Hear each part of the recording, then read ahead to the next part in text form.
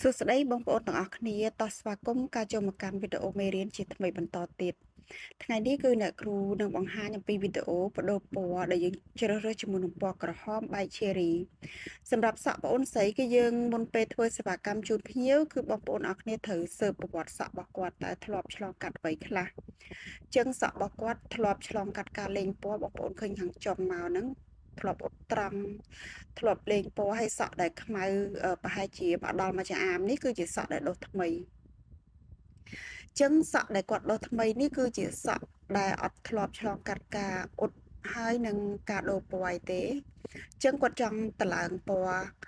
មកជាពណ៌ cherry បែបថាពណ៌ក្រោមរបស់គាត់នឹងទង់ដែងអញ្ចឹងគាត់ចង់ឡើងរៀងលើនឹងតិចដោយ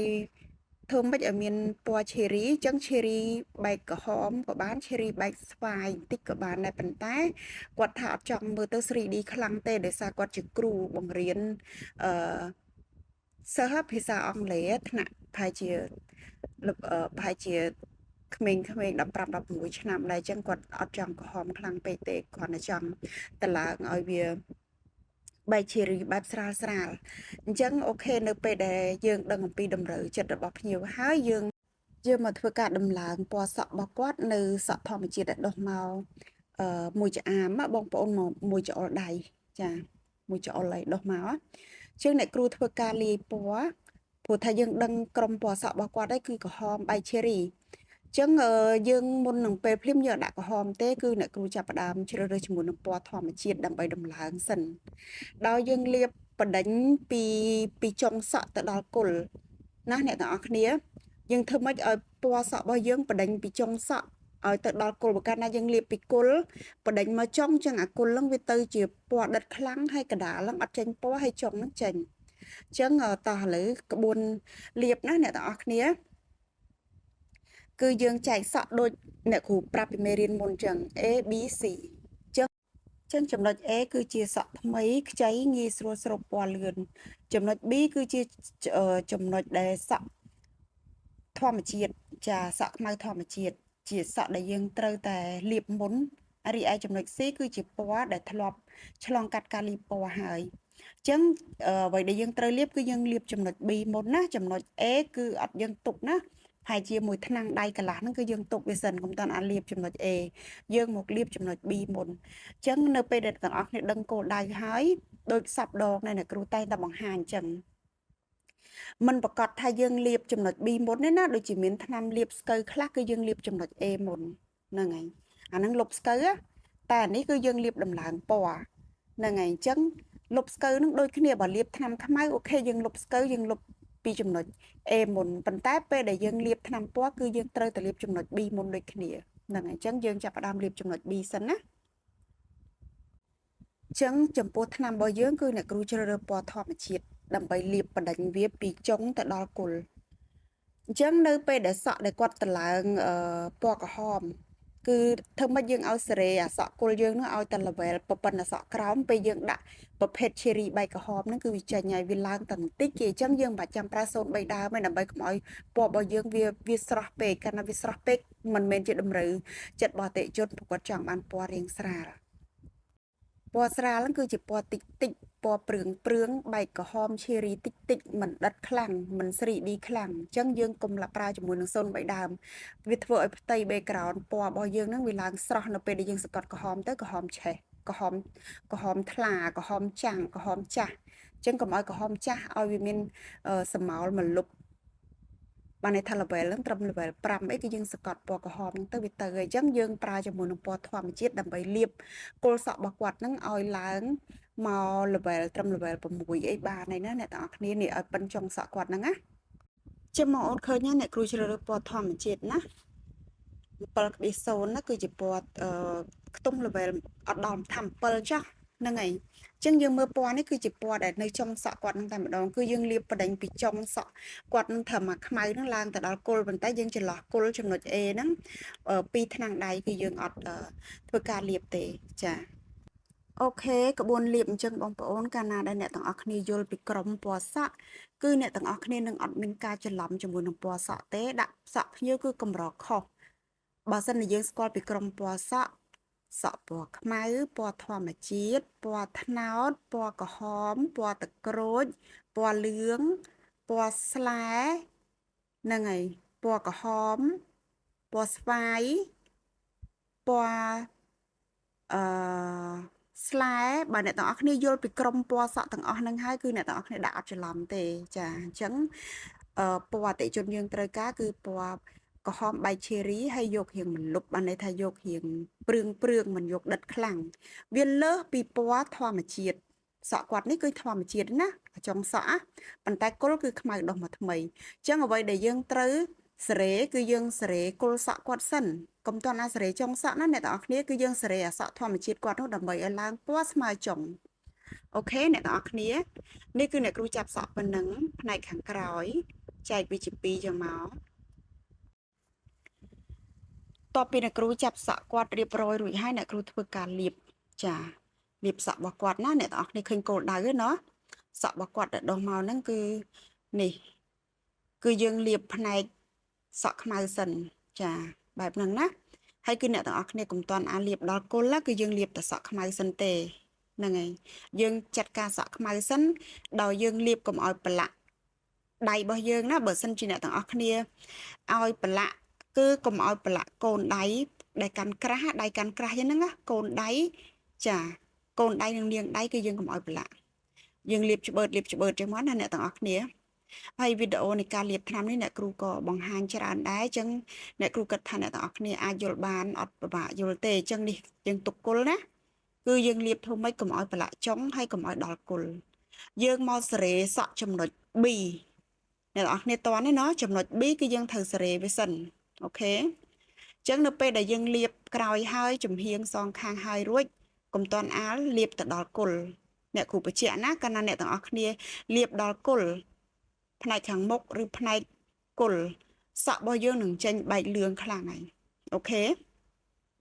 ចឹងបន្ទាប់ពីអ្នកទាំងអស់គ្នាលាបរួចហើយមើលសភាពសក់របស់យើងកាលណាវាប្រែបន្តិច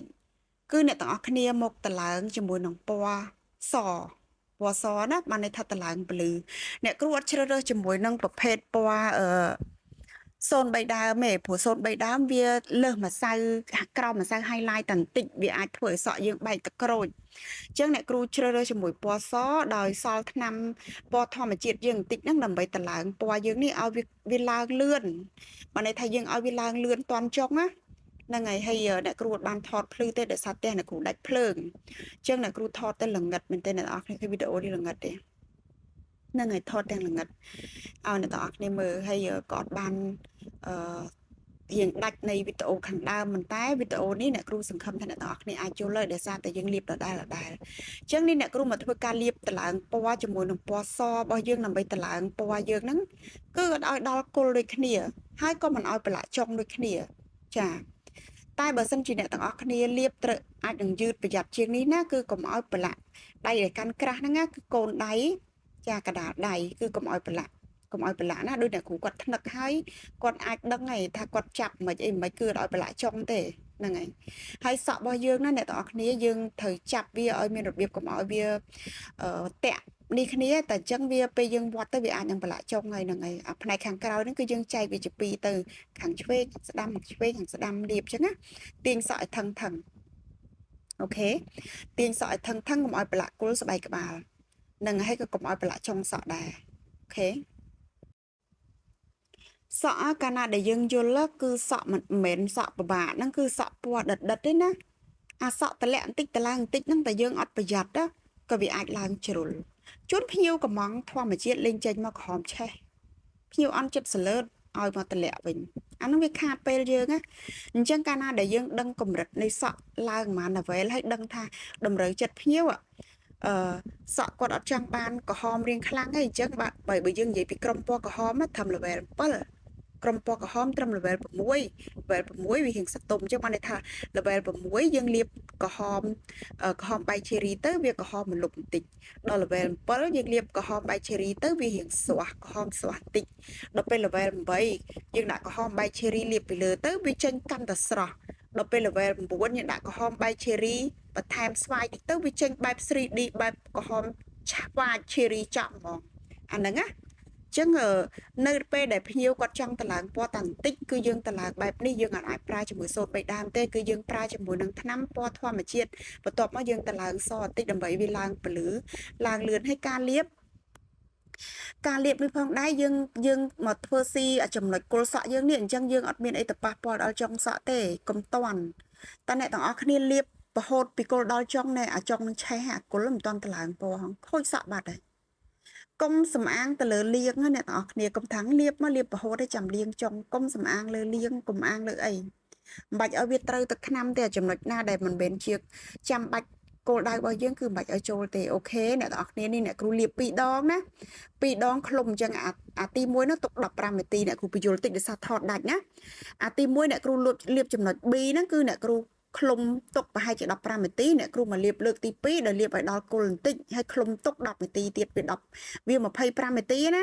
សក់យើង25នាទីថ្នាំទុំលើសក់អូខេអញ្ចឹងយើងឃើញថាសក់របស់យើងគឺប្រែហើយពីគល់មកចុងប្រែហើយគឺអ្នកគ្រូចាប់ផ្ដើមសិតរហូតមកដល់ខាងក្រោមអានេះគឺយើងសិតរហូតមកដល់ខាងក្រោមហ្មងបងអូនចាគឺយើងសិតរហូតមកដល់ខាងក្រោមដើម្បីឲ្យសក់របស់យើងនេះចាថ្នាំរបស់យើងនេះមកវា cover ទៅលើចុងសក់យើងឲ្យស្មើជាមួយនឹងគល់ជាមួយនឹងចុងអូខេអញ្ចឹងអ្នកគ្រូលាបឲ្យស្មើពីចុងដល់គល់រួចហើយហ្នឹងហើយយើងសិតអញ្ចឹងណាគឺយើងលាបឲ្យសក់របស់យើងគល់នឹងចុងស្មើគ្នាហើយកន្លែងនេះពេលខ្លះគល់សក់យើងនឹងអត់តន់ប្រែទេវាប្រែតាន់តិចទេអាចំណុច B ហ្នឹងប្រែច្រើនតែចំណុចគល់យើងប្រែតាន់តិចទេតែអ្នកគ្រូសិតប្រក្រោបហើយធ្វើការលាងដោយសារតែអ្នកទាំងអស់គ្នាដឹងហ៎ដោយសារតែគល់របស់យើងដែលជាចំណុច A ហ្នឹងវាឆាប់ចេញអាស្បែកក្បាលហ្នឹងវាមានកម្ដៅចេញពីក្បាលរបស់យើងមកវាធ្វើឲ្យឆាប់ឡើងពណ៌ហើយសក់យើងខ្ចីអាកន្លែងហ្នឹងណានេះឃើញទេគល់នៅសល់កម្ៅតិចតិចតែអ្នកគ្រូសិត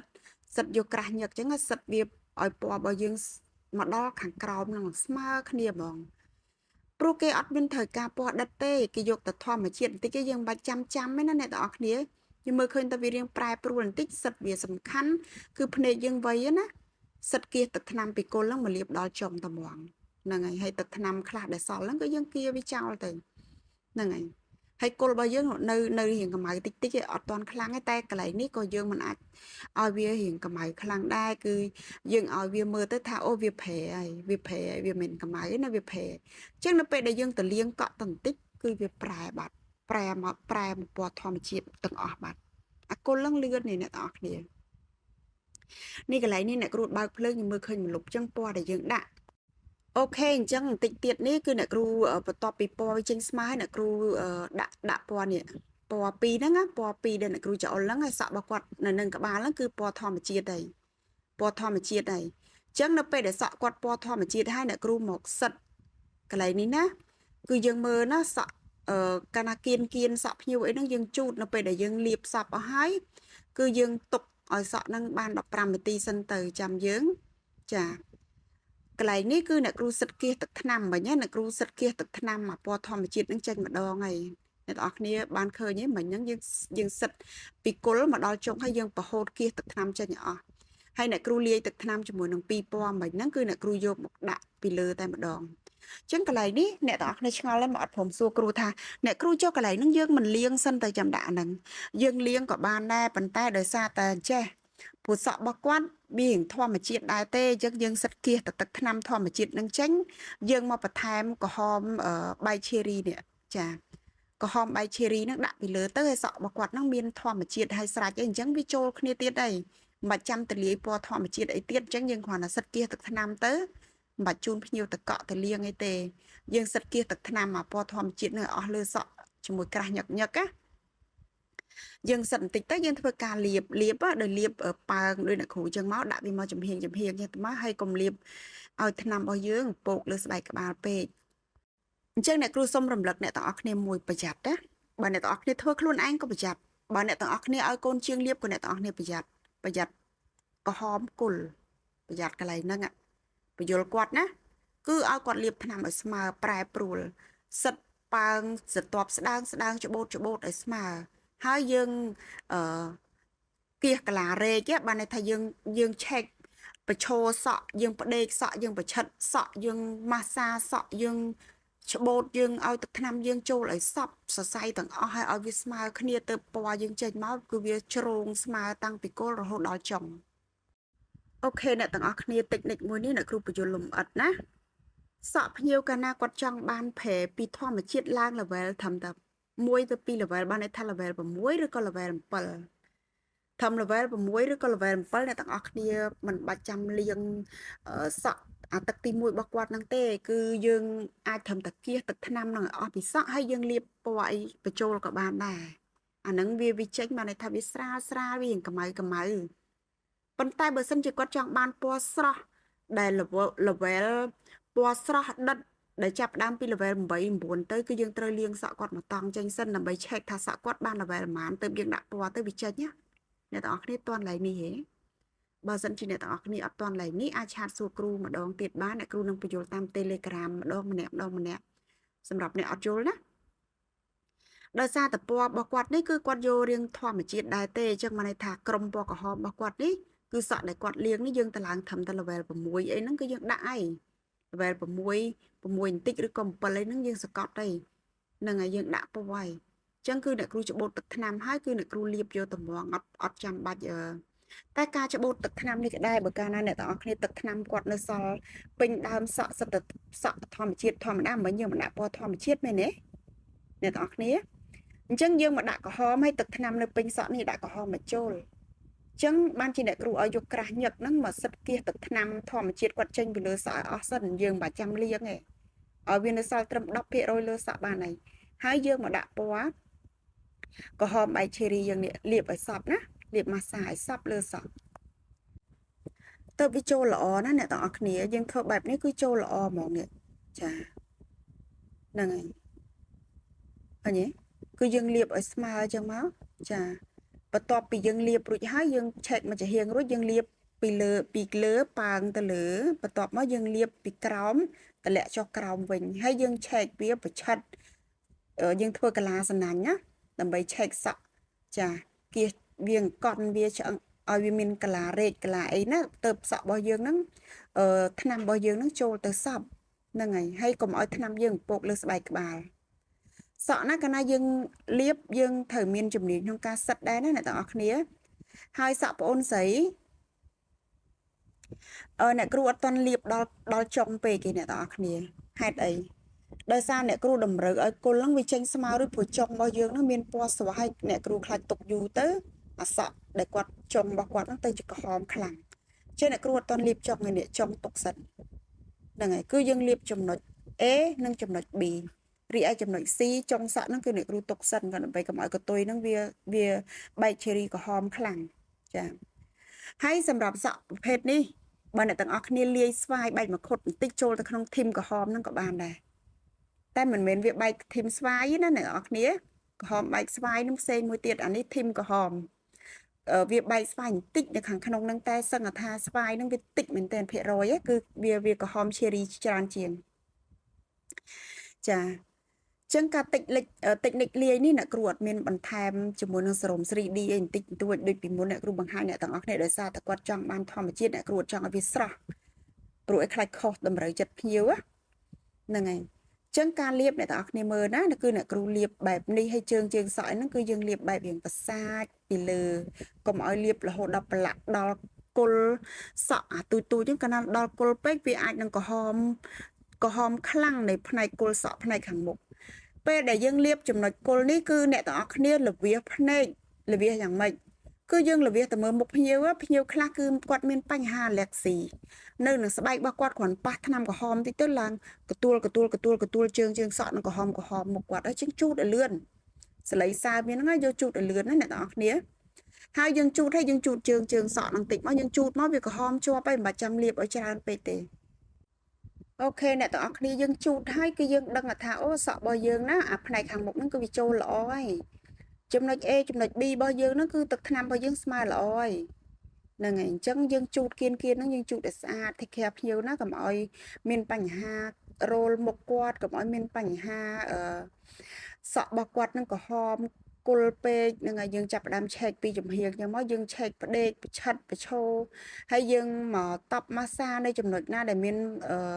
ស្រមោលខ្មៅបើន័យថា ធម្មជាតិសក់ខ្មៅរបស់គាត់នឹងអត់ទាន់ហើយគឺយើងសិតវាដាក់ថ្នាំបន្ថែមអញ្ចឹងដូចអ្នកគ្រូអញ្ចឹងមកហ្នឹងហើយហើយគល់ហ្នឹងយើងក៏សម្រុកពេកអូខេបន្ទាប់ពីយើងចាត់ចែងចំណុច A ចំណុច B របស់យើងណាគ្រប់ជ្រុងទាំងអស់គឺវាស្អាតវាសព្វអស់ហើយយើងប៉ើងវាឡើងចឹងមកយើងឆែកវាមើលណាអត់អ្នកទាំងអស់គ្នាអើយពណ៌សក់ណាគឺយើងអត់អាចផ្ដេកផ្ដួលទុកចោលទេណាមិនលាបរួចហើយយើងទុកចោលតលិចតកើទៅអត់ទេសក់ចឹងខុសចិត្តភ្ញៀវហើយអូខេអញ្ចឹងនៅពេលដែលសក់របស់យើង AB យើងចេញស្អាតហើយគឺយើងមកឆែករួមការឆែករួមនេះគឺតាំងពីគល់រហូតដល់ចុងត្មងគឺយើងលាបចុងសក់យើងនឹងឲ្យដូចនឹងគល់សក់ដែរព្រោះចុងសក់របស់យើងនឹងពណ៌វារៀងស្រស់អញ្ចឹងតែយើងដាក់មុនគឺឆេះវាបានន័យថាវាក្រហមឆេះវាមិនឆេះវាក្រហមឆេះណាមួយគឺយើងដាក់តែត្រឹមតែ4-10នាទីអីវាជ្រាបពណ៌លឿនហើយដោយសារសក់ខាងចុងរបស់យើងជាកោសិកាចាស់វាស្រួយវាអាចអីចឹងតែតិចទៅវាបឺតទឹកថ្នាំទៅលឿនជាងចាសក់ចំណុច B រីឯសក់គល់ក៏វាខ្ចីដែរហើយរីឯចុងសក់វាចាស់អញ្ចឹងអាខ្ចីនឹងចាស់ហ្នឹងវាទទួលរងថ្នាំហ្នឹងវាជ្រាបចូលលឿនណាវាជ្រាបចូលលឿនជាងសក់ធម្មជាតិនេះអាកដាលរបស់យើងហ្នឹងអញ្ចឹងយើងម៉ាស្សាយើងមើលថាអូ ABC របស់យើងស្មើពណ៌ស្អាតអស់ហើយណាតែពីចំណុច A ចំណុច BC យើងនឹងស្មើអស់ហើយយើងជូនភ្ញៀវតកក់អូមួយទៀតអ្នកទាំងអស់គ្នាកន្លែងនេះបើសិនជាសក់របស់ភ្ញៀវចុងសក់របស់គាត់មើលទៅវាក្រហមហើយរៀងដិតជាងគុលបើអ្នកទាំងអស់គ្នាស្គាល់ពីការតឡើងតម្លាក់គឺអ្នកទាំងអស់គ្នាបន្ថែមជាមួយនឹងថ្នាំតម្លាក់របស់យើងបន្តិចមកតម្លាក់ចុងឲ្យវាស្មើនឹងគុលអាហ្នឹងក៏បានដែរថ្នាំតម្លាក់របស់យើងគឺយើងប្រើពណ៌ខ្មៅនឹងមកគ្រាប់ប៉ិនគ្រាប់ស្ដែកទៅលាយជាមួយនឹងថ្នាំយើងសល់ហ្នឹងកូរឲ្យសព្វហើយយកមកលាបដើម្បីតម្លាក់ពណ៌បន្តិចក៏បានដែរហ្នឹងហើយអូខេអញ្ចឹងឥឡូវនេះអ្នកគ្រូធ្វើការលាងហើយការលាងជាមួយនឹងប្រភេទសក់បែបនេះគឺអ្នកទាំងអស់គ្នាត្រូវលាងថ្នាំឲ្យអស់ពីសក់ក្បាលបន្ទាប់មកអូខេអ្នកទាំងអស់គ្នាលាងឲ្យថ្នាំអស់ពីស្បែកក្បាលសិនណាព្រោះអីយើងតាមពិតកន្លែងនេះបើសិនជាថ្នាំខ្លះគឺគេអត់តម្រូវឲ្យលាងទេខ្លាចវាហើរពណ៌ហើរអីចឹងណាគេទុក1ថ្ងៃ2ថ្ងៃអីគេអត់កក់សាប៊ូទេគេលាងឲ្យតែស្អាតទេប្រភេទថ្នាំខ្លះតែអ្នកគ្រូកុំឲ្យភ្ញៀវលំមាស់ក្បាលអញ្ចឹងអ្នកគ្រូដាក់សាប៊ូនៅលើកធន់យើងបន្តិចចឹងទៅហើយយើងយកមកចាក់ស្រូចចឹងទៅចាហើយយើងធ្វើការកក់ធ្វើបែបនេះវាធ្វើឲ្យសាប៊ូរបស់យើងវារៀងស្រាលបន្តិចណាអ្នកទាំងអស់គ្នាមិនពពុះខ្លាំងហើយពេលយើងស្រូចទៅអញ្ចឹងគឺយើងលាងជំរះជាតិថ្នាំនៅស្បែកក្បាលយើងបានល្អយើងអត់មានត្រូវការលាងជំរះពណ៌សក់របស់យើងទេប៉ុន្តែបើសិនជាអ្នកទាំងអស់គ្នាចង់ឲ្យសក់របស់យើងឡើង level ខ្លាំងគឺយើងអាចកក់សាប៊ូឲ្យវារៀងច្រើនតិចទៅវាធ្វើឲ្យឡើងហើយយើងសកត់ពណ៌តែអានេះគឺពណ៌ដែលយើងសកត់ហើយគឺពណ៌គឺពណ៌សម្រាប់សម្រួលហើយអញ្ចឹងអ្នកគ្រូលាងតាឲ្យស្អាតទឹកថ្លានៅគល់ស្បែកក្បាលយើងហ្នឹងគឺឲ្យវាអស់ជាមួយនឹងថ្នាំរួចហើយយើងធ្វើការដាក់ស្ប៉ារបស់យើងនៅចុងសក់គាត់បតក់សរមផ្ដល់សំណើមដល់សក់ហើយយើងធ្វើការលាងម៉ាស្សាឲ្យសក់នឹងទន់ហើយយើងលាងជំរះឲ្យទឹកថ្នាំហ្នឹងគឺឲ្យវាស្អាតណាជាពិសេសគឺយើងលាងឲ្យស្អាតអ្នកទាំងអស់គ្នាណាប្រយ័ត្នណាលាបពណ៌សក់កាលណាលាងអត់ស្អាតទី1គឺអាចលមាស់ក្បាលភ្ញៀវអ្នកខ្លះអេសខ្លាំងអាឡែហ្ស៊ីអានឹងបើសិនប្រភេទថ្នាំដែលដិតខ្លាំងថ្នាំទុកយូរតែថ្នាំរបស់យើងនេះដូចអ្នកគ្រូ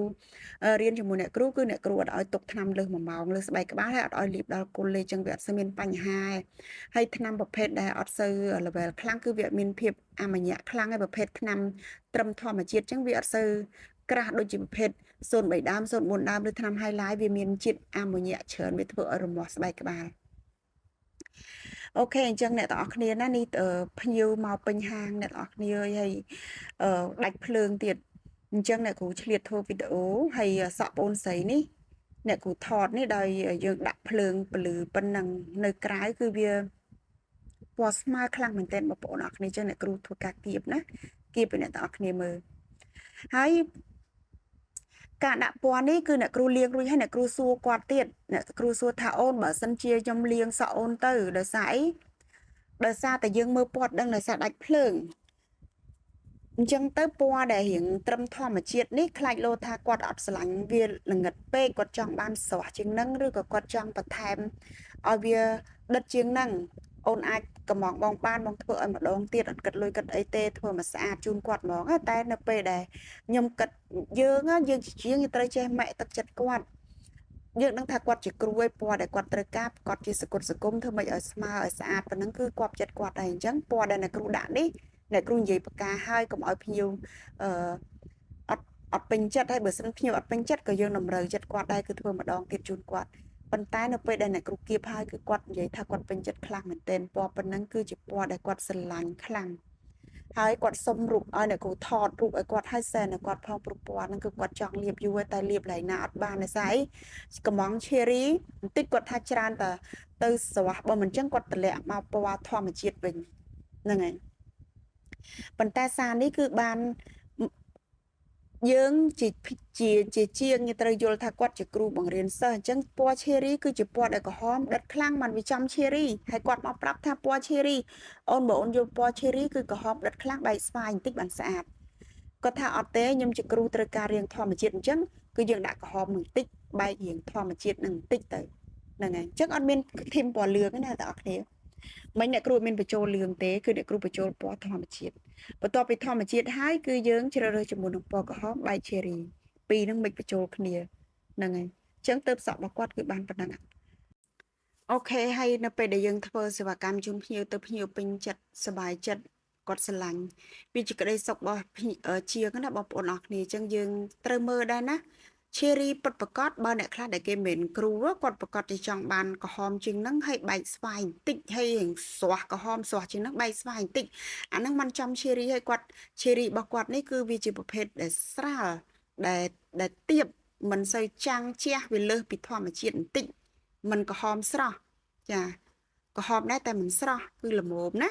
គឺពណ៌ប៉ុណ្ណឹងគឺស័ក្តិសមស្អាតខ្លាំងបងប្អូនអរគ្នាចានេះនៅពេលដែលធ្វើហើយគឺប៉ុណ្ណឹងចាស័ក្តិសមជាមួយគាត់ជាគ្រូ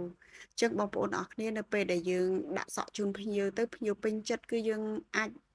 យកលុយគាត់ទាំងសុបាយចិត្តអញ្ចឹងមិនថាសក់ប្រភេទនេះបើយើងអត់ចេះធ្វើគឺអត់ត្រូវចិត្តភ្ញៀវទេមិនថាពណ៌គេកំងពណ៌អីយើងទៅច្រើនទៅហួសយើងច្រើនទៅលើសយើងច្រើនទៅដាក់មិនដល់អានឹងដោយសារអីយើងអត់ស្គាល់ពីវិធីតម្លើងតម្លាក់អត់ស្គាល់ level ពណ៌សក់ច្បាស់លាស់អត់ស្គាល់ក្រុមពណ៌សក់ច្បាស់លាស់គេកំងលឿងចេញក្រហមគេកំងក្រហមចេញលឿងគេកំងស្វាយទៅចេញតែក្រូចណែអាហ្នឹងជាលោកច្រឡំគ្នាអ្នកទាំងអស់គ្នាកុំច្រឡំធីមក្រុមពណ៌សក់កុំច្រឡំធីមពណ៌សក់ក្រុមពណ៌សក់សក់កាលណាគ្រីមធីមពណ៌ត្នោតពណ៌ខ្មៅគឺយើងដឹងហើយខ្មៅណាពណ៌ត្នោតហ្នឹងហើយលើសពីត្នោតមកបែកតុងដែងលើសពីតុងដែងមកចេញក្រហមតិចតិចពណ៌ក្រហមអូខេចេញពីក្រហមខ្ចីរហូតដល់ខ្ចីចេញពីក្រហមបែកទៅអីបងប្អូនចេញពីក្រហមបែកទៅទឹកក្រូចហ្នឹងហើយបែកទឹកក្រូចយូរទៅបែកទៅជាលឿងណាលឿងយូរទៅបែកទៅជាដោះគោយូរទៅជាសហើយដល់ពេលពណ៌ហ្នឹងហើយយើងចង់ដាក់ទៅជាពណ៌អីផ្សេងហ្នឹងក៏បានដែរអញ្ចឹងធីមពណ៌សក់អ្នកទាំងអស់គ្នាស្គាល់ហើយកុំច្រឡំជាមួយនឹងក្រុមពណ៌សក់ក្រហមគឺក្រហមត្នោតគឺត្នោតទឹកក្រូចគឺទឹកក្រូចស្វាយគឺស្វាយចាហើយយើងអាចមិចបញ្ចូលគ្នាបានតាមពណ៌ម្លែងទៅពណ៌ផ្សេងទៀតអរគុណចឹងវីដេអូនេះបើសិនជាអ្នកទាំងអស់គ្នាអត់យល់កន្លែងណាអាចឆាតសួរគ្រូបន្ថែមទៀតហើយយើងចាំជួបគ្នានៅវីដេអូក្រោយណាអ្នកទាំងអស់គ្នាសូមចុច Subscribe និងចុចសញ្ញារូបកណ្ដឹងដើម្បីទទួលបានវីដេអូថ្មីពី TV Salon ជារៀងរាល់ថ្ងៃ។